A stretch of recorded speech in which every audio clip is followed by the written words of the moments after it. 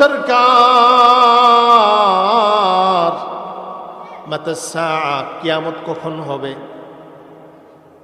আল্লাহ রাসূল সাল্লাল্লাহু আলাইহি ওয়াসাল্লাম তাকে বললেন ওয়ামা আদাত্তা লাহা, এই আমার সাহাবী তুমি কিয়ামতের জন্য কি প্রস্তুতি গ্রহণ করছো? এই সাহাবী বলেন মা আদাত্তু লাহা মিন কাসরাতি সালাতিন ওয়ালা সাদাকাতিন ওয়ালা সাওম। ওগো সরকার, আমি তো এত বেশি নামাজ, নফল নামাজও আমি এত বেশি পড়ি নাই, শুধু ফরজগুলো আদায় করি। আমার ভান্ডারে এত নফল নামাজ নেই, এত বেশি দান খায়রাত নেই, এত আমি নফল রোজাও রাখতে পারি না। কিন্তু আমার একটা পুঁজি আছে, আমার একটা সম্পদ আছে, সেটা হলো ইন্নী উহিব্বুল্লাহ ওয়া রাসূলা, আমি আল্লাহ এবং আল্লাহর রাসূলকে ভালোবাসি। সুবহানাল্লাহ। সাহাবী এই কথা বলছে।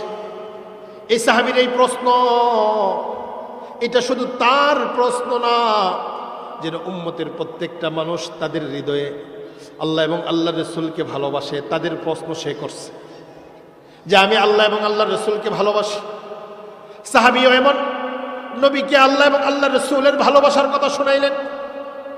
সরকারে দু আলম নবী সাহাবীর এই প্রশ্নের উত্তর এমন জামে মানে ভাবে দিয়েছেন, কারণ আল্লাহ তাআলা তার হাবিবকে এমন কিছু যোগ্যতা দান করছিলেন যে যোগ্যতা দুনিয়ার কোনো নবীকে দান করেন নাই। নবীজি অন্য হাদিসে বলেন, মুসলিম শরীফের 438 নম্বর হাদিস, সরকারে দু আলম নবী বলেন উতিতু জাওয়ামিআল কালিম। আল্লাহ রাসূল বলেন আল্লাহ তাআলা আমাকে 6টা জিনিস দান করছে, এমন 6টা জিনিস আল্লাহ পিছনের কোনো নবীকে দান করেন নাই। সুবহানাল্লাহ। এর মধ্যে একটা হলো উতিতু জাওয়ামিআল কালিম, আল্লাহ তাআলা আমাকে জাওয়ামিউল কালিম দান করছেন। জাওয়ামিউল কালিম মানে সর্বমর্ম বাণী। আরো সহজভাবে আমরা বুঝি জাওয়ামিউল কালিম মানে হলো নবীজি একটা বাক্য বলছেন, এই একটা বাক্যের ভিতরে আল্লাহ তাআলা কিয়ামত পর্যন্ত উম্মতের সমাধান রেখে দিয়েছেন। সুবহানাল্লাহ। ঠিক নবীজি ওই সাহাবীর প্রশ্নের উত্তরে এমন একটা জামে মানে বাক্য বলছেন। সাহাবী বলতেছে আমার এত বেশি রোজা নাই, এত বেশি দান খায়রাত নেই আমার, আমি শুধু ফরজগুলো কোনো মতে আদায় করি, তবে আমি আল্লাহ এবং আল্লাহ রাসূলকে ভালোবাসি। আল্লাহ রাসূল বলেন আমার সাহাবী, শুধু তুমি না, কিয়ামত পর্যন্ত আনেওয়ালা আমার যত উম্মত আল্লাহ এবং আল্লাহ রাসূলকে ভালোবাসার দাবি করে, তাদের সামনে আমি জানিয়ে দিচ্ছি আনতা মা মান আহাবাবতা, উম্মত তুমি দুনিয়াতে যাকে ভালোবাসবা তার সাথেই তুমি পরকালে থাকবা। সুবহানাল্লাহ। সম্মানিত উপস্থিতি, দুনিয়াতে আমরা যাকে ভালোবাসবো তার সাথে আমার হাসর হবে, তার সাথে আমার মিজান হবে, তার সাথে আমার ফুলসিরাত হবে, তার সাথেই আমার জান্নাতের ফয়সালা হবে। আমি যদি নেককারকে ভালোবাসি তাহলে নেককারের সাথে আমার জামাত হবে। কোরআন এটা বলে ওয়াসিকাল্লাযীনা ইত্তাকাউ রাব্বাহুম ইলাল জান্নাতি যুমারা, আল্লাহ বলেন যারা তাদের প্রতিপালককে ভয় করলো তাদেরকে জান্নাতের দিকে দলে দলে নেওয়া হবে, একা একা নেওয়া হবে না, দলে দলে নেওয়া হবে। দলে দলে নেওয়া হবে মানে কি? এর ব্যাখ্যা কি?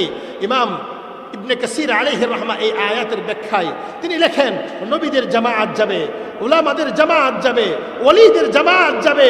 এই ইবনে কাসির আলাইহির রাহমা এই আয়াতের ব্যাখ্যা করতে গিয়ে বলেন ওয়াস-সালিহুন মা আশকালিহিম ওয়াল উলামা মা আকরানিহিম, নেককাররা নেককারদেরকে নিয়ে যাবে, উলামারা তাদের সাথী সঙ্গীদেরকে নিয়ে দলবদ্ধ হয়ে জান্নাতে যাবে। সুবহানাল্লাহ।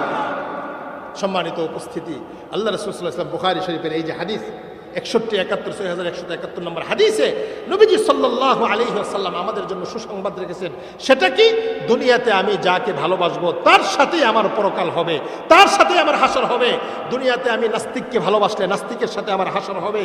দুনিয়াতে যদি আমি কোরআন বিদ্বেষীদেরকে ভালোবাসি, তাদের প্রতি আমার মহব্বত আর ভালোবাসা থাকে, যারা কোরআনের নাম শুনলে অ্যালার্জি সৃষ্টি হয়ে যায়, মাহফিলের নাম শুনলে অ্যালার্জি সৃষ্টি হয়ে যায়, কোরআনে কারীমের আইন প্রতিষ্ঠিত হবে, এই কথা বললে যাদের হৃদয়ে কষ্ট লাগে তাদেরকে ভালোবাসলে তাদের সাথে হাসর হবে। আর যারা কোরআনের মহব্বত লালন করে, কোরআনের তেলাওয়াতকারীদেরকে ভালোবাসে, মাদ্রাসার ছাত্রদেরকে ভালোবাসে, উম্মতের উলামায়ে কেরামকে ভালোবাসে, তাদের জন্য সুসংবাদ।